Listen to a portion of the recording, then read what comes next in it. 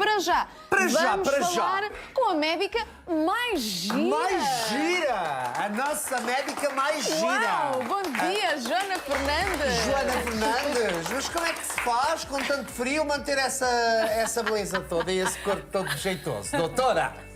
Pois o frio, realmente, hoje eu saí de casa com 5 graus, de facto, Pois estou está muito. Mas frio. aqui o vosso estudo está muito quentinho, Ai, temos somos aqui boa nós. energia, portanto isto Somos fica logo nós. aqui uma temperatura mais Nós agradável. os dois que somos uma brasa e depois Claro, o é resto ver- dos componentes sem dúvida, todos, sem dúvida. Aqui uma ali à plateia. frente e tudo. É assim, a Olha, boa é disposição. tão quente que há ali um que até está assim mais para o moreno.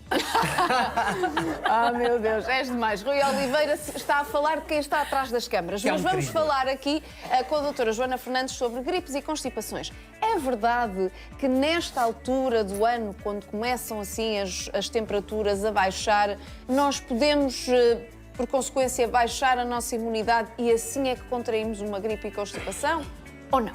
Sim, quando estão as temperaturas mais frias, é normal que o nosso sistema imune fique com as defesas um bocadinho mais em baixo e, portanto, nós estamos mais suscetíveis a poder apanhar gripe. No entanto, o frio por si só não é isso que nos vai dar a gripe nem a constipação, porque se nós não olha, isso era tivermos... uma das dúvidas Sim. que eu ontem, confesso, não percebo, não sou médica, também posso Mas quer cometer dizer que estes nós erros. hibernamos, é nesse princípio. Porque há animais que hibernam e que, portanto, logicamente se protegem e não Durante têm... as temperaturas Exato. mais frias. Pronto. Agora, eu não sabia desse facto Sim, no o sistema- inverno de baixar a nossa Nós a nossa costumamos imunidade. associar muito as gripes ao frio, porquê? Porque com esta questão da imunidade, que fica um bocadinho mais baixa, e por outro lado, com as temperaturas mais frias, o vírus da gripe, por exemplo, reproduz-se mais facilmente. Portanto, há uma replicação viral maior e, portanto, é uma altura que está tudo conjugado para que possamos ter mais infecções. Por outro lado, está frio, estamos mais dentro de casa, mais em espaços fechados, onde o contacto social é maior e, portanto, uma propagação mais mudança de fácil. temperaturas Sim, também também estarmos a temperaturas muito quentes, depois muito frio, também pode causar aqui alguma influência. No entanto, se estiver muito frio, mas não estivermos em contacto com alguém que nos passa o vírus, não vamos apanhar a doença. Mas nós sabemos que, de facto, na época do frio, sobretudo quando começa ali novembro, dezembro, começam a aparecer Exatamente, então é o pico. estes vírus que depois são replicados, enfim, na população pelas gotículas. Claro. Agora, na realidade, há aqui um pico superior àquele que foi o do ano passado. Temos aqui um pico nesta altura que também é comum poder existir nesta fase, porque as famílias acabaram de se reunir no Natal, na passagem de ano, portanto o contacto social foi muito maior e, portanto, nesta altura é aquela fase do ano em que nós, de certa forma, já estamos um bocadinho à espera que aumente exponencialmente o vírus. No entanto, temos a vacina, que começa a ser Mas aplicada antes em disso é melhor outubro. explicar lá para casa, que isso de facto é a prevenção que nós também vamos querer explicar, mas lá para casa dizer que no dia 25 de dezembro foi o dia em que aconteceram mais mortes em Portugal. Já não acontecia tanto desde há 10 anos. Mas devido...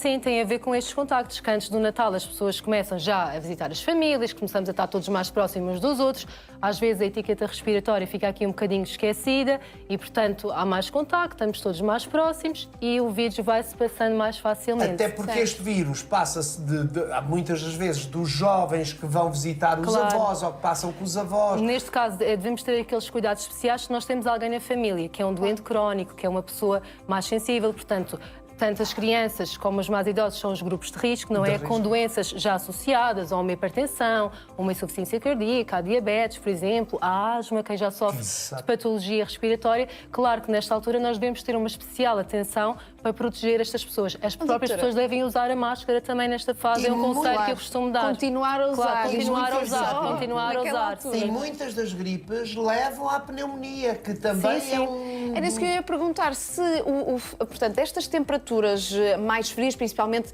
quem sai de manhã muito cedo, eu saí de manhã tinha uma película de gelo Como no eu. carro, não é? Porque Exato. estava mesmo muito frio.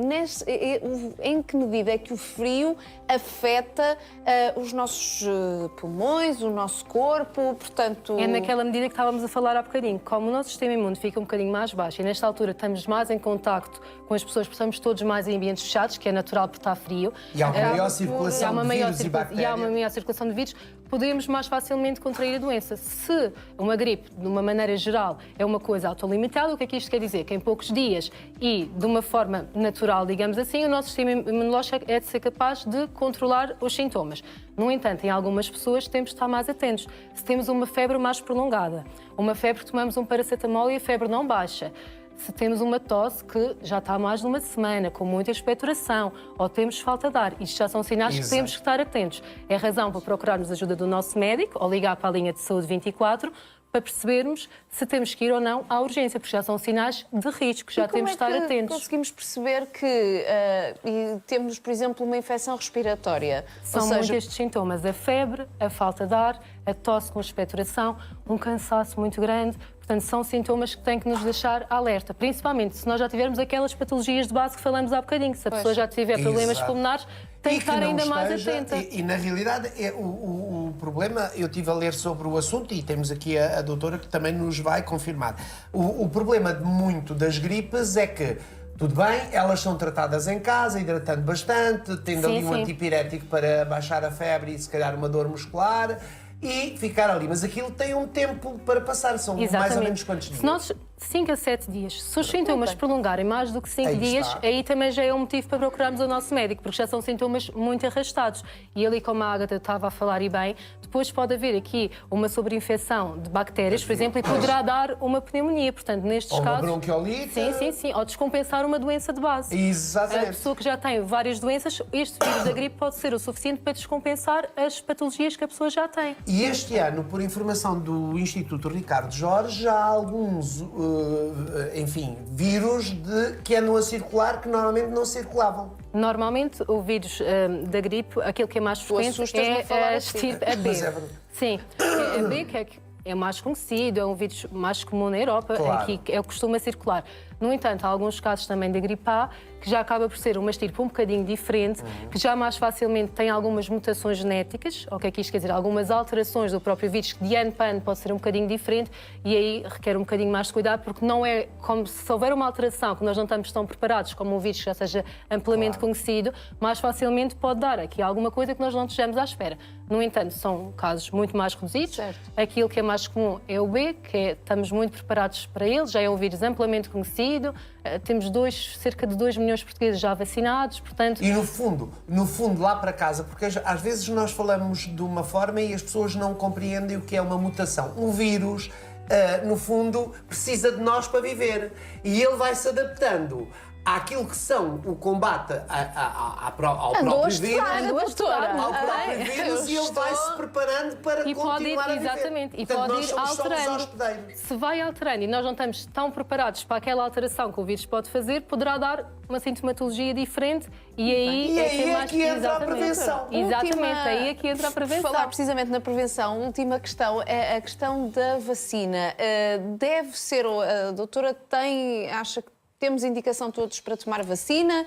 Quais são as idades onde as pessoas devem estar mais atentas a isso e, se calhar, tomar vacina? As recomendações gerais, onde é mesmo indicado, é mais de 50 anos, certo. Nas grávidas, quem trabalha, por exemplo, como é o meu caso, profissionais de saúde, ou quem trabalha em lares, por exemplo, e as pessoas que já têm patologias de base, insuficiência cardíaca, hipertensão, diabetes, entre muitas outras, asma, a doença pulmonar obstrutiva crónica, pronto.